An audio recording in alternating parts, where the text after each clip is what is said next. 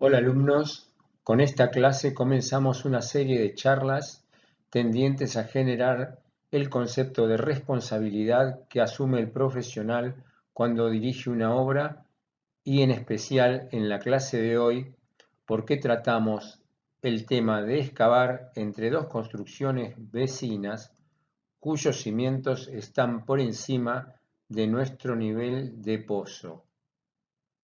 En principio, suponemos que estamos trabajando en suelo cohesivo, o dicho de otra manera, en tierra, y remarco que la responsabilidad de la excavación es del profesional que está dirigiendo la obra.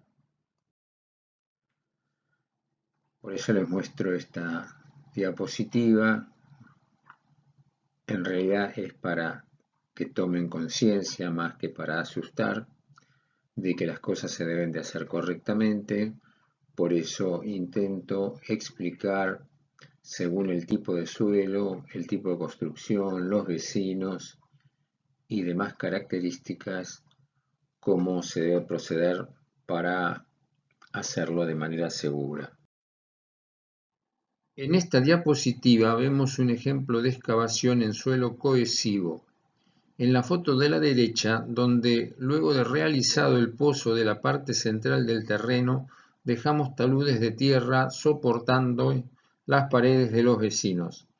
Luego excavamos entre estos taludes, anchos de 1,50 m, descalzando la pared por debajo de los cimientos y dejando taludes de 4,50 m entre estos, como vemos en este caso.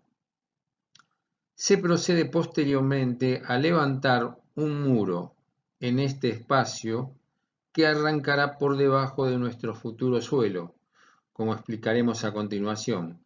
Y una vez calzado ese espacio de 1,50 m del muro vecino y por ende tener la tranquilidad de que ya comenzamos a soportarlo, procedemos a cortar en el centro del talud que quedaba otro 1,50 m, donde procederemos de igual manera volviendo a soportar este espacio del muro vecino.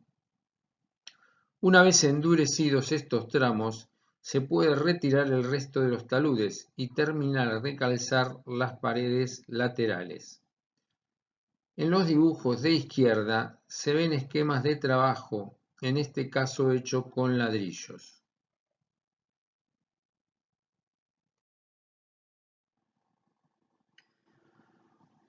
Cuando hacemos los procedimientos enunciados en la diapositiva anterior, tenemos que tener en cuenta que nuestra estructura de hormigón armado puede llegar, y generalmente es proyectada para llegar, hasta la medianera, marcada en este caso en línea roja, que si el muro fuera de 30 centímetros, será 15 centímetros dentro de este, lo que nos indica que nuestras bases de medianera y las columnas que arranque de estas deberán entrar por debajo de nuestro piso y del muro vecino esos 15 centímetros y subirán dentro de la pared para albergar nuestras columnas en lo alto de la construcción.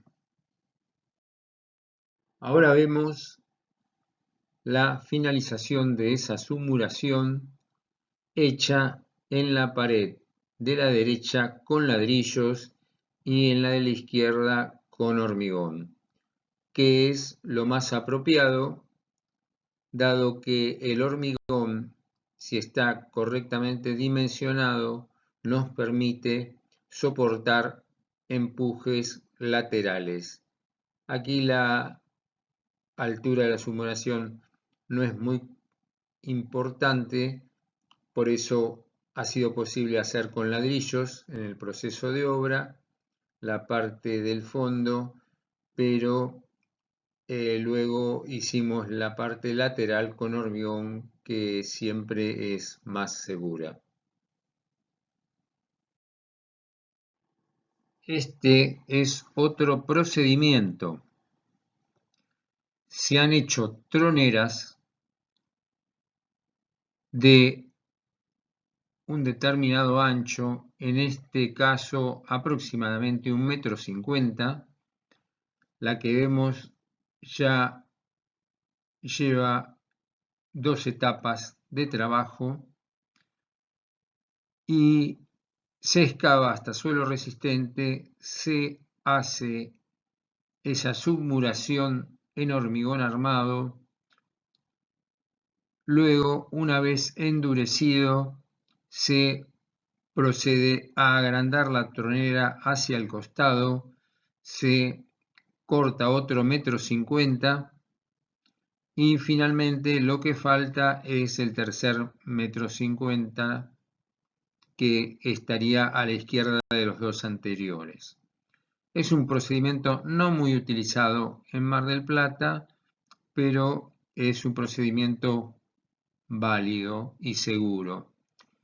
Vemos que en los 1,50 m o aproximadamente esa medida que nos quedan, están marcadas y ya excavadas en algunos casos las columnas que van hasta la medianera y que vienen desde el subsuelo, porque obviamente no tiene ningún sentido hacer un corte posteriormente al calzado de la pared. Por eso esto requiere también un esquema de diseño estructural para tener definidos ya cómo van a ser cortadas las paredes. Aquí vemos otra foto de la misma tronera que llega hasta el fondo del terreno y en el caso de una base va a tener que llegar por debajo del piso terminado. Vemos también que ya se hicieron 2 simulaciones. La diferencia de color del hormigón nos lo muestra. La de la izquierda está más blanca, o sea, está más seca.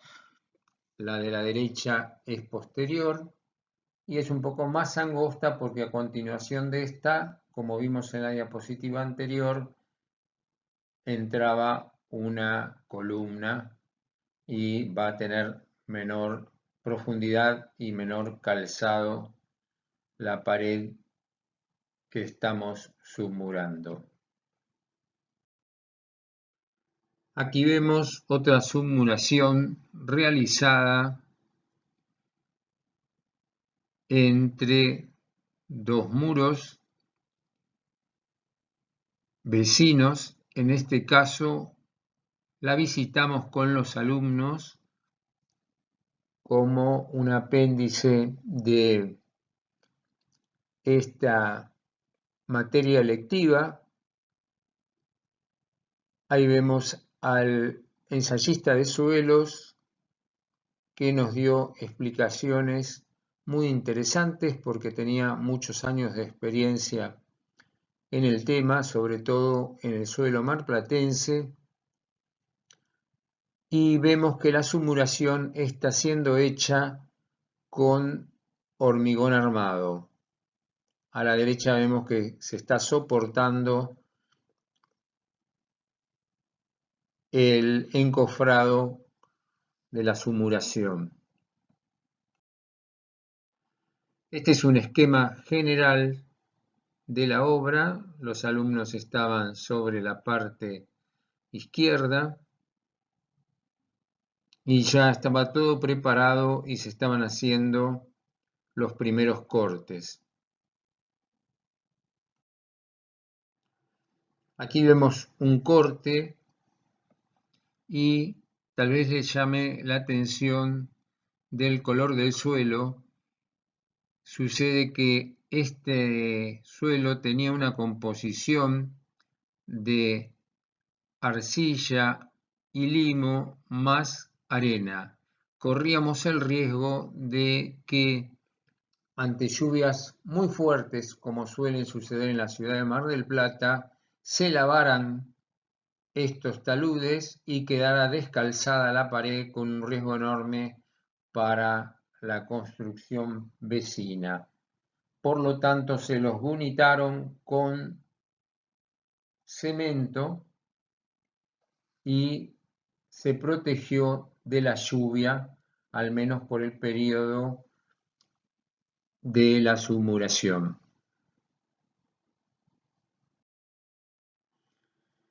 Acá vemos el encofrado que ya les mencioné de uno de los tabiques que va a ser de submuración. Tal vez parezca exagerado la cantidad de puntales, pero la presión que ejerce el hormigón una vez cargado es muy fuerte porque tiene una alta densidad y la fuerza de empuje de un material todavía líquido es muy fuerte y a veces nos destruye los encofrados. Bueno, también vemos que se colocan algunos puntales provisorios hasta la finalización de la submuración, que en este caso no son demasiado importantes porque solo se bajaba un nivel. Hay casos en donde se bajan muchos más niveles, no tanto en nuestra ciudad, que nos encontramos con napas de agua, sino en la ciudad de Buenos Aires, donde hay que proveer estructuras especiales para que no haya empujes de los vecinos. En esta diapositiva yo muestro lo que no hay que hacer, es decir, hacer cortes tan grandes como los que encontré en esta obra, donde se descalzó espacios importantes de los vecinos y se pone en riesgo la construcción. Felizmente no ha sucedido nada. Acá vemos una submuración en piedra. Se procede a realizar bases sobre los macizos de piedra y de ahí arrancar con las columnas. No hay que creer que el suelo de piedra es el mejor para fundar. A veces las capas no tienen la suficiente capacidad o suficiente espesor para transmitir cargas al suelo debido a que las capas son de espesores menores al bulbo de presiones. Y nos encontramos que entre una capa de piedra y otra que está por encima hay suelo de menor capacidad para transmitir la carga. Eso lo veremos en detalle en las clases de suelos, ensayos de suelos. Si bien la clase de suelos es una clase posterior, como ya algunas cosas he mencionado sobre suelos, me parece importante introducir el concepto de los tres tipos básicos de suelos. El de suelos cohesivos, o sería el de tierra, está fundamentalmente compuesto por arcillas, limos y a veces una porción de arena. Son las partículas más pequeñas, las de arcilla en particular, que tiene granos más vale achatados, lo que hace que con un determinado tenor de humedad la arcilla, por tensión superficial entre sus granos, tenga muy buena capacidad resistente. Generalmente nuestro suelo es arcillo limoso o limo arcilloso. Las partículas de limo son diferentes, son más vale redondas y con determinada cantidad de humedad, y especialmente si están mezcladas con arcilla, tienen capacidad resistente. Estos se denominan suelos cohesivos porque dentro de determinados márgenes son suelos de tierra dura con posibilidades de tomar cargas. Si la humedad es excesiva, se transforman en barro, y si no lo fuera, si fueran muy duros, se transforman en lo que se denomina tosca. Luego veremos en los análisis de suelos, en la clase correspondiente, cuáles son los límites donde estos suelos y mezclas entre arcilla y limo pasan de suelo cohesivo a barro, digamos, o en el otro límite a tosca. La arena es un suelo que no es para nada cohesivo, solo puede tomar tensiones de compresión si está correctamente confinada y compactada. Luego, de grano grueso sería la piedra, acá indicado como gravilla, que tiene características semejantes a la arena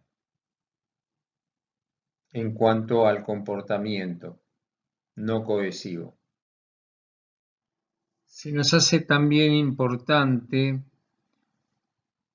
si bien esto es parte de ensayo de suelos que daremos más adelante, mostrar algunos esquemas de empujes según el tipo de suelo que estamos utilizando para ver cómo resolvemos estos empujes en las diapositivas posteriores. Comenzamos por las arcillas blandas, un esquema triangular, luego de arcillas blandas a medianamente compactas, el segundo en la mitad de la parte superior, luego arcillas medianamente compactas, abajo arcillas compactas, arcillas y limos duros y finalmente arenas, el tipo de empuje que producen y que debemos contener con alguno de los sistemas que vamos a explicar a continuación. Un esquema vemos acá de cómo se deslizaría la tierra que no está contenida con determinados parámetros que también salen del ensayo de suelos y que no nos permitiría poner cargas sobre este talud, y de cualquier manera esa tierra se deslizaría si hacemos esa excavación que se ve sobre la línea de puntos. Bueno, tendríamos que poner elementos para contener el terreno natural, o si hubiera una edificación, hacer la sumuración, pero tener en cuenta si la sumuración es profunda, que habrá que soportarla de alguna manera, como se ve en esta diapositiva a la izquierda, que son elementos que van hasta el otro muro de nuestra excavación, o con algunos elementos que se denominan anclajes ocultos y que irían dentro del terreno que se ve a la derecha en la parte que no resbalaría.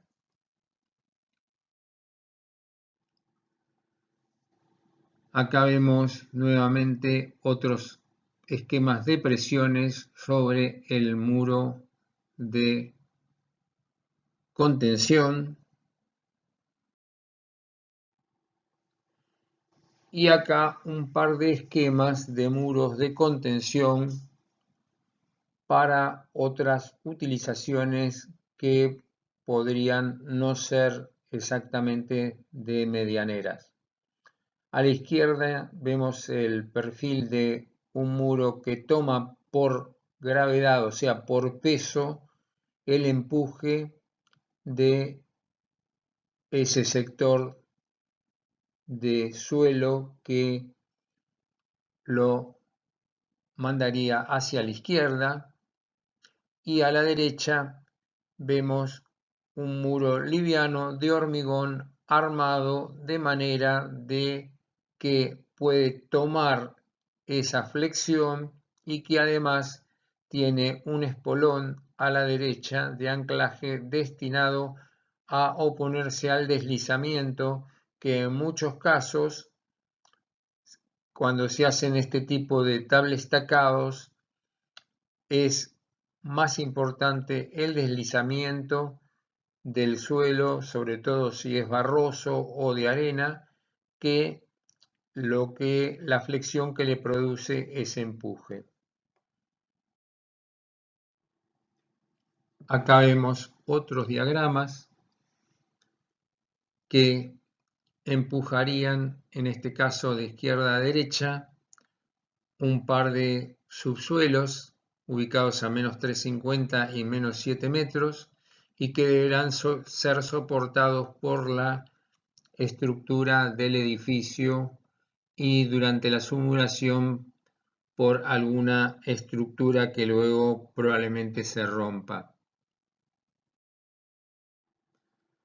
Acá es un esquema constructivo de algo que vimos al comienzo, que está ubicado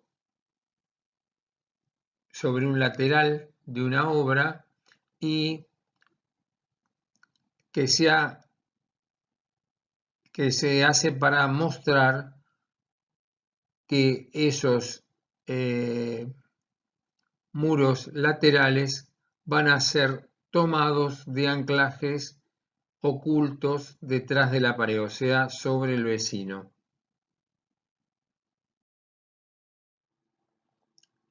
El sistema comienza de esta manera, produciendo perforaciones inclinadas hacia abajo que luego van a ser llenadas con hormigón armado y que van a tener elementos que soportan esos muros laterales de una construcción en subsuelo. En esta diapositiva vamos a explicar cómo funciona el sistema de anclajes ocultos.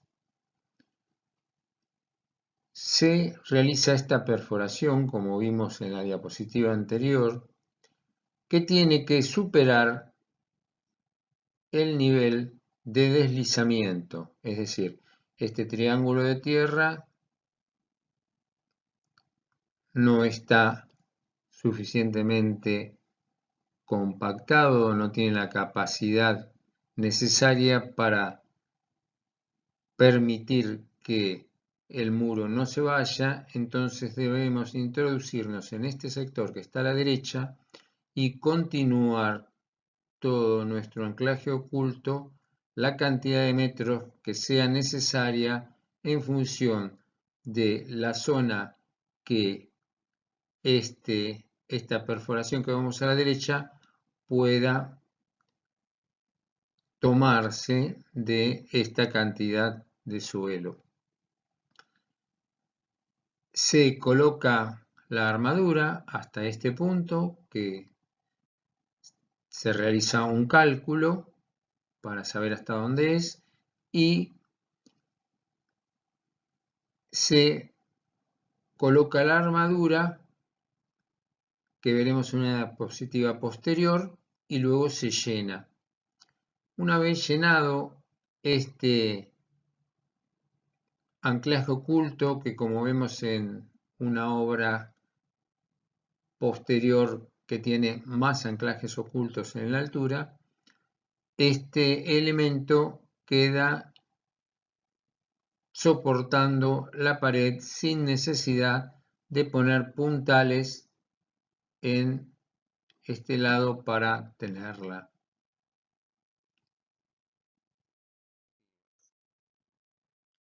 Hacemos una perforación con estas máquinas hasta la profundidad que se necesita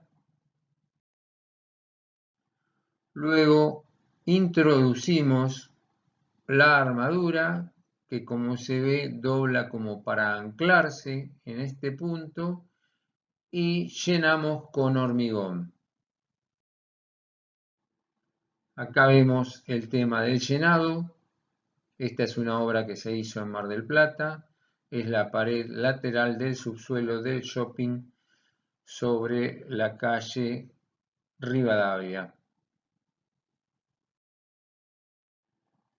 Acá se ha terminado el llenado y se han dejado algunas varillas para seguir procediendo, sobre todo con el encofrado de los tabiques que van en este sector. Esta que dobla va a tomar unos tablones que usamos para tener el encofrado y estas que continúan van a ser dobladas hacia los costados para tomar el muro. Aquí vemos que se está poniendo la armadura. También se le ha hecho una base para que trabaje como un pie para el caso de flexión. Y acá vemos en estos sectores como las varillas, esas que dejábamos para vincular el tabique con el anclaje oculto, ya se han doblado. Acá vemos el encofrado que se ve casi pareciera exagerado, donde estas tablas, estos fenólicos, están en contacto con el hormigón que va a ser llenado desde arriba y de manera de viguetas o vigas se han puesto tablones, que son muchos, por lo que se ve así, aquí, otro tablón haciendo de viga de estos que va a estar agarrado de los anclajes ocultos que también nos sirven para evitar la utilización de puntales que tendrían que ser puestos en este sentido. Aquí vemos un esquema de cómo quedan los encofrados en los sectores donde se habían cortado las troneras. Y aquí vemos los tabiques, fíjense que son bastante altos, soportaban todo el subsuelo del shopping. Acá tienen escala humana para tener una idea de la altura de esto. Y acá vemos otros anclajes ocultos que han sido dejados para tomar los otros tabiques. En este caso se tomaron la licencia de dejar dos espacios, pero tenemos que tener en cuenta que no tienen por encima la carga de una construcción, porque en realidad esto simplemente era la vereda y el mayor riesgo sería el paso de camiones por la calle Rivadavia que pudieran producir algún empuje. Acá abajo vemos cómo se está procediendo a comenzar con la estructura del muro. Bueno, este es otro sector que daba sobre otra de las calles de la misma obra, donde ya estaba previamente construida una pared y se la reforzaba para evitar empujes, ya que se la iba a continuar hacia abajo, se la reforzaba con otros anclajes ocultos. Acá está la parte de abajo. Vemos el mismo procedimiento, las mismas varillas hacia los costados para tomar esos muros. Y acá vemos cómo se lo está armando. Por lo que ven, la cantidad de acero que se utiliza es importante, pero obviamente no podemos arriesgar una obra por un trabajo o un derrumbe por un trabajo mal hecho. Cuando excavamos nos encontramos con que una de las inconvenientes que tenemos es el agua que empieza a drenar desde los bolsones o la napa. Entonces, una de las soluciones es llevar toda la excavación a un nivel inferior y poner una bomba de donde se succionará el agua que se acumula y se la envía a la calle. Este es otro de los sistemas para bajar el nivel de la napa. Se considera que este sería el nivel de la napa. Cuando se hace una excavación que está cercana o por debajo de esta, lo que se hace es poner bombas para chupar el agua y bajar la presión de esta napa a este nivel mientras se hace la obra, luego se la impermeabiliza y se logra trabajar con tierra más o menos firme. Supongo que algunos se preguntarán cómo podemos hacer para entrar en el terreno de los vecinos que no es de nuestra propiedad. Bueno, hasta el momento la legislación hace necesario la autorización de los vecinos, o sea, donde van a entrar estos anclajes ocultos, supuestamente debajo de su terreno. En la ciudad de Buenos Aires ya esto ha sido zanjado, directamente no se necesita pedir autorización, sí hacerse responsable para el caso de que en el futuro haya que romperla. En los casos de las restantes ciudades, si todavía no se ha legislado algo, se debe firmar una carta de consentimiento del vecino, probablemente pagar por la situación de utilizar como anclaje lo que está debajo de la construcción, y en muchos casos también se ha exigido que la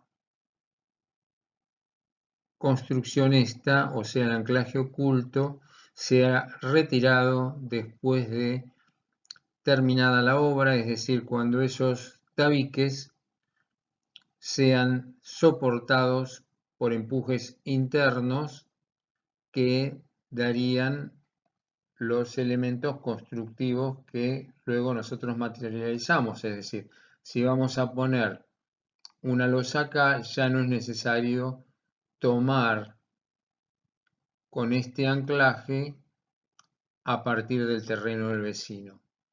Pero es bastante costoso porque hay que utilizar maquinaria para extraer este anclaje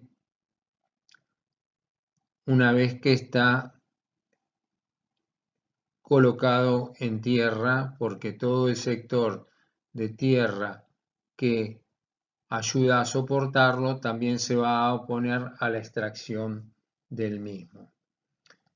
Bueno, con esto terminamos este tema teórico, luego seguiremos en la próxima clase con otros. Si hubiera dudas, nos las pueden consultar, me las pueden consultar en las clases prácticas.